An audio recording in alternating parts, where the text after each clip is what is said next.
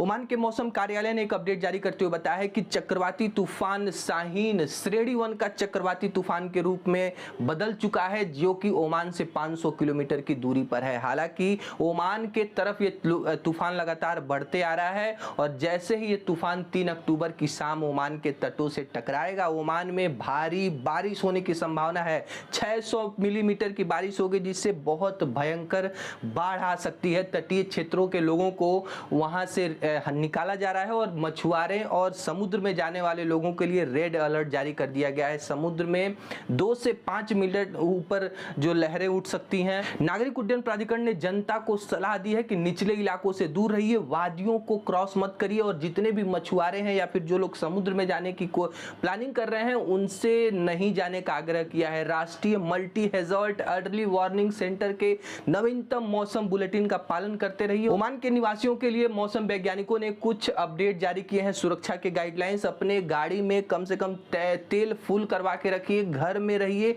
और जैसे ही मौसम विज्ञान के अधिकारियों से आपको अपडेट मिलेगी इवैक्यूएशन की कि वो जगह आप छोड़ दीजिए, वहां खतरा है, तो उसको प्लीज फॉलो करिए। और यदि किसी रोड पे पानी लगा है या रोड कच्चा है, उस पे रिस्क मत लीजिए, गाड़ी मत ले जाइए। नहीं, रॉयल मान पुलिस ने 19 लोगों को गिरफ्तार किया है। रॉयल मान पुलिस ने एक बयान में बताया है कि तटरक्षक पुलिस कमान ने उत्तरी अल्बतीना प्रांत के तट से तस्करी के नाव के साथ साथ 19 लोगों को अवैध रूप से सल्तनत में एंट्री करते हुए पकड़ा और इनके खिलाफ कानूनी प्रक्रियाएं पूरी की जा रही हैं। इन्होंने तस्करी के साथ साथ सल्तनत में अवैध रूप से घुसने की कोशिश की थी।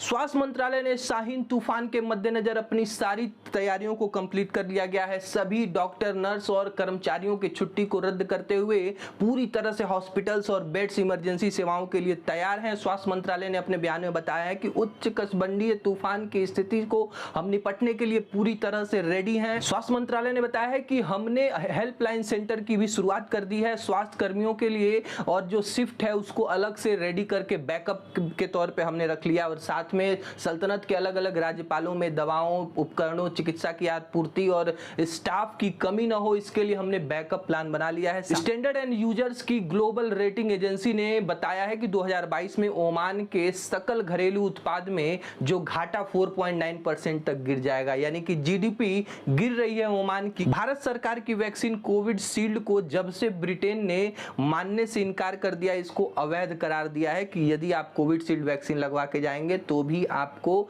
एंट्री नहीं मिलेगी। और इसके जवाब में भारतीय सरकार ने ब्रिटेन से आने वाले यात्रियों के ऊपर कड़ा रुख इख्तियार किया है। 4 अक्टूबर से जो भी यात्री ब्रिटेन से भारत आएंगे उनको 10 दिनों का अनिवार्य क्वारंटीन रहना होगा, घर में या फिर इंस्टीट्यूशन में, इसमें कोई पाबंदी नहीं है। यदि आपके पास घर अवेलेबल है घर में रहिए, नहीं तो आपको होटलों में रहना पड़ेगा। भारत सरकार ने मुंह तोड़ जवाब दिया है ब्रिटेन का कि आप यदि हमारे वैक्सीन को मान्यता नहीं देंगे तो हम भी आपके वैक्सीन को मान्यता नहीं देंगे। हमारे यात्री यदि वहां जाकर के क्वारंटीन बिताएंगे तो आपके यात्री भी भारत में आके क्वारंटीन बिताना। मर्क कंपनी ने एक ऐसी दवा बनाने की घोषणा की है जिसको खाने के बाद इस एंटीवायरल गोली को यदि आप खा लेते हैं तो अस्पताल में भर्ती होने के जो चांस हैं वो 50% कम हो जाते हैं। ये पहली ऐसी दवा होगी जो कि टैबलेट के रूप में मिलेगी, एंटीवायरल गोली के रूप में आपको अवेलेबल होगी। हालांकि इसके ऊपर रिसर्च जारी है। वर्ल्ड हेल्थ ऑर्गेनाइजेशन जब इसको मान्यता देगा तभी ये मार्केट्स में आएगी। फिलहाल यदि आपने वैक्सीन नहीं लगवाया है तो वैक्सीन अवश्य लगवा लीजिए। सभी वैक्सीनों का एक ही काम है कि आपको कोविड के संक्रमण से बचाना। जी हाँ, हालांकि इसके ऊपर बहुत सारे देश हैं जो भारत की वैक्सीन को मान्यता नहीं दे रहे हैं। फिलहाल कोविड शील्ड आप यदि लगा लेते हैं तो गल्फ कंट्री में एटलीस्ट आप यात्रा कर सकते हैं। कोवैक्सीन के ऊपर वर्ल्ड हेल्थ ऑर्गेनाइजेशन ने अभी कोई अपडेट नहीं दी है। जैसे ही कोई अपडेट आएगी तुरंत हम आपको इन्फॉर्म करेंगे। यूएई में 1 अक्टूबर से एक्सपो 2020 की भव्य समारोह के साथ शुरुआत हो गई। लोगों के लिए आधिकारिक रूप से ओपन कर दिया गया है।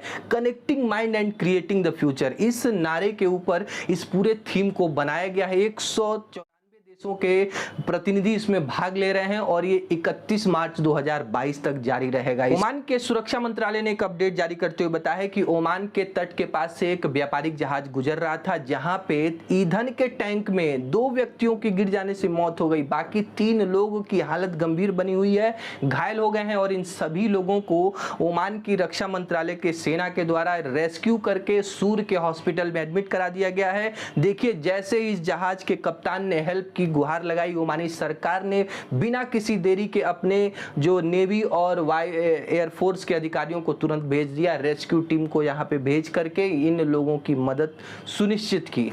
भारत के केंद्रीय स्वास्थ्य मंत्रालय ने पिछले 24 घंटों का आंकड़ा जारी करते हुए बताया कि भारत में 24,354 नए कोविड मामले दर्ज हुए और भारत में इस समय एक्टिव केस 2,73,889 हैं। पिछले 197 दिन के बाद ये इतने कम केस इस समय भारत में मौजूद हैं, क्योंकि भारत का वैक्सीनेशन दर विश्व के किसी भी देश से बहुत ज्यादा है। बहुत सारे देशों की जितनी जनसंख्या है, भारत उससे ज्यादा वैक्सीन एक दिन में अपने लोगों को लगा रहा है। भारत में लगभग 90 करोड़ से ज्यादा लोगों को वैक्सीन लगा दिया गया।